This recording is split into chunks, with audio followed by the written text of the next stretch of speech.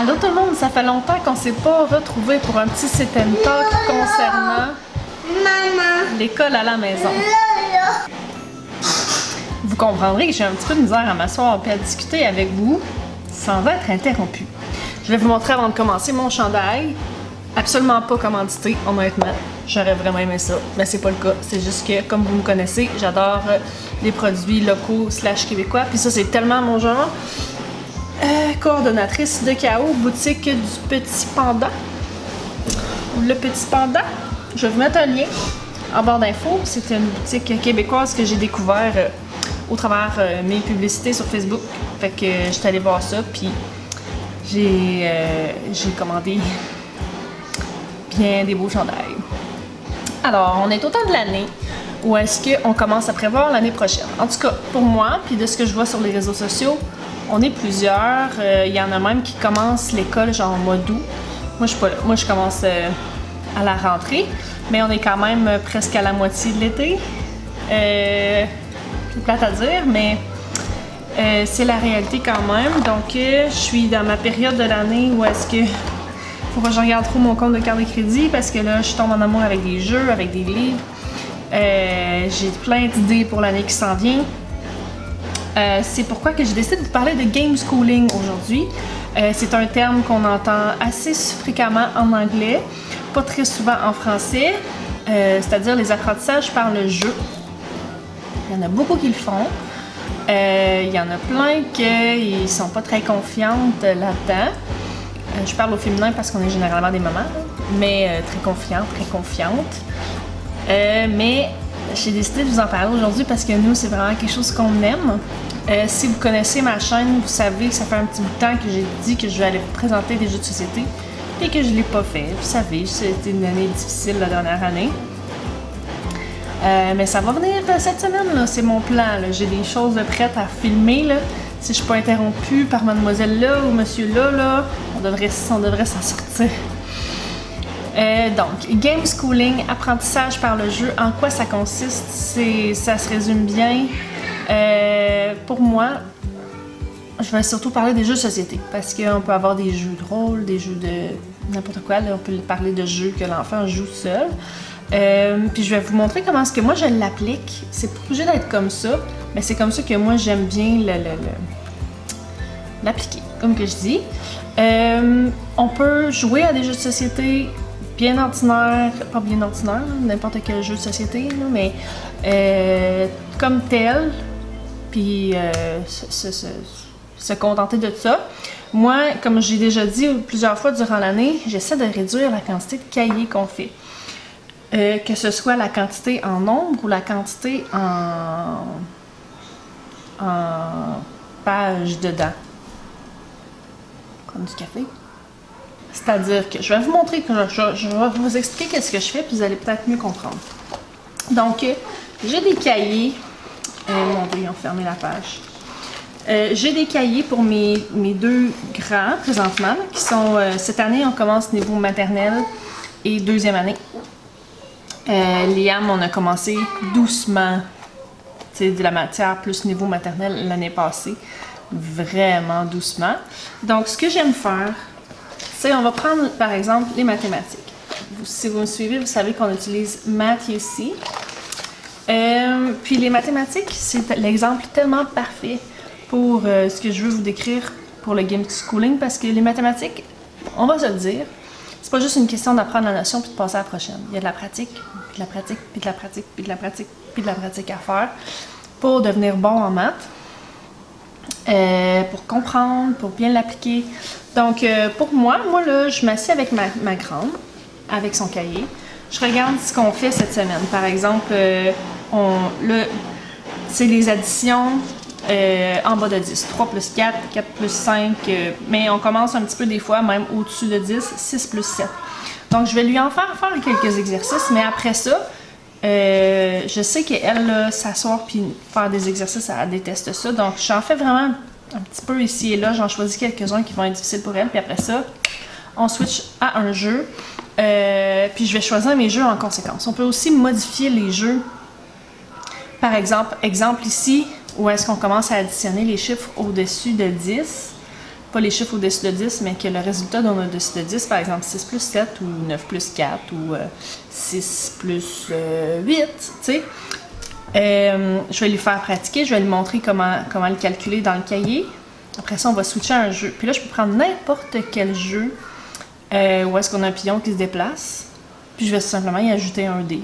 Donc, c'est sûr que si on peut avoir des dés plus hauts que 6, c'est encore mieux. Mais dans ce cas-ci, ben, on va avoir, mettons, 2 D6. Ou est-ce que l'enfant, il faut qu'il avance, mais il faut qu'il avance, il faut qu'il additionne ces 2 dés en même temps. Je peux avoir des plus gros dés. Si mon but, c'est aussi qu'ils reconnaissent les chiffres, je peux avoir un dé 20, où c'est qu'il faut qu'ils reconnaissent le chiffre qu'il y a dessus. Dans un cas comme Liam, mettons la maternelle, on va y aller avec des dés que le chiffre est écrit dessus et des dés à compter pour qu'ils se mettent à le voir instantanément quand le dé tombe, mais aussi pour qu'ils apprennent à reconnaître les chiffres. Et ainsi de suite. On peut demander à l'enfant, on peut se faire des cartes avec des additions, des soustractions dessus, dépendamment. Tu sais, ce qu'il y a dans votre cahier, là, faites-vous des papiers, là, faites-vous des cartes.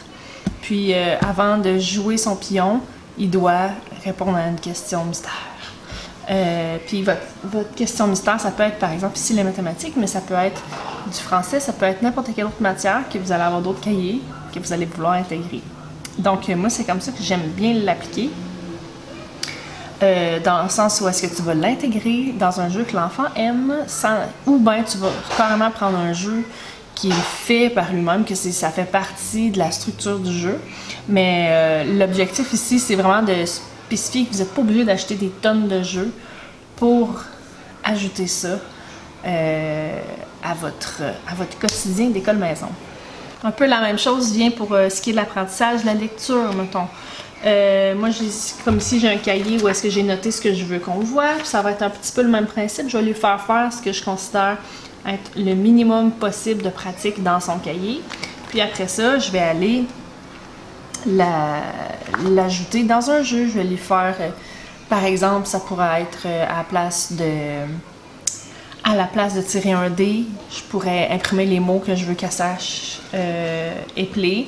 Puis, il faut qu'elle l'appelle, puis après ça, elle avance du nombre de lettres qu'il y a dans le mot.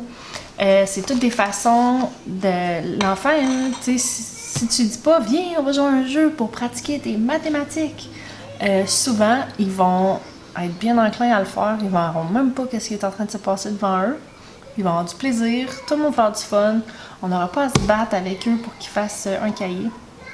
Donc, c'est un peu comme ça que moi, je pratique le game schooling dans notre quotidien. Ça a l'air très beau dit comme ça. Je vais vous montrer dans les prochains jours, prochaines semaines, les jeux que j'ai. Parce que là, je parle de modifier des jeux. Je le fais parfois, je le fais pas tant. Je suis plus une maniaque d'achetage de jeux. Donc, je vais vous les présenter dans les prochaines semaines, mais c'est pas obligatoire d'acheter des tonnes et des tonnes de jeux. Vous pouvez avoir un simple jeu de cartes, regardez, je sais pas moi, quel jeu de cartes que vous pouvez jouer avec un enfant, là, mais parce que j'ai pas de jeu de cartes, étonnamment. Pourtant, quand j'étais petite, je jouais beaucoup aux cartes, mais modifier le jeu en conséquence, d'ajouter juste une petite étape là, d'éplage, de quiz, de calcul, d'écriture pour ajouter du piquant à votre quotidien d'école maison. Puis, c'est ça. T'sais, en réalité, je pense qu'ils vont apprendre beaucoup mieux en pratiquant dans le plaisir comme ça que dans faisant des pages et des pages et des pages. Puis ce qui est le fun après ça, c'est que là, tu regardes ton cahier, puis là, ben, tu passes des pages, tu dis bon, ça on n'est pas pire, ça n'est pas pire, ça n'est pas pire. Fait qu'on peut skipper de la pratique dans le cahier pour se concentrer sur le plaisir et les apprentissages, les nouveaux apprentissages. Donc c'est ça, aujourd'hui c'est pas une vidéo vraiment plus longue que ça, parce que je voulais juste faire comme un genre de petite intro au game schooling ou à l'apprentissage par les jeux. Parce que moi je suis une maniaque d'achetage de nouveaux jeux, puis on en a vraiment beaucoup, mais c'est pas nécessaire. Moi ça prend beaucoup d'espace, mais c'est pas nécessaire que ça prenne beaucoup d'espace. Vous pouvez faire des jeux, construire des jeux avec vos enfants, là, ça c'est génial. Moi quand on part sur une chire de construire des jeux, ben là, on essaie leurs jeux, puis après ça, ils voient bien qu'est-ce qui fonctionne pas. Puis, ce qui est à noter, c'est que tous les jeux ont un potentiel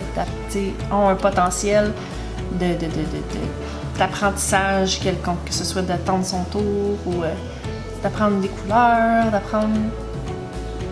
Tu sais, juste d'avoir du fun aussi. Il faut pas oublier qu'il faut que ce soit le fun. Ça nous tente pas de sortir un jeu puis oh non, pas jouer à ce jeu-là.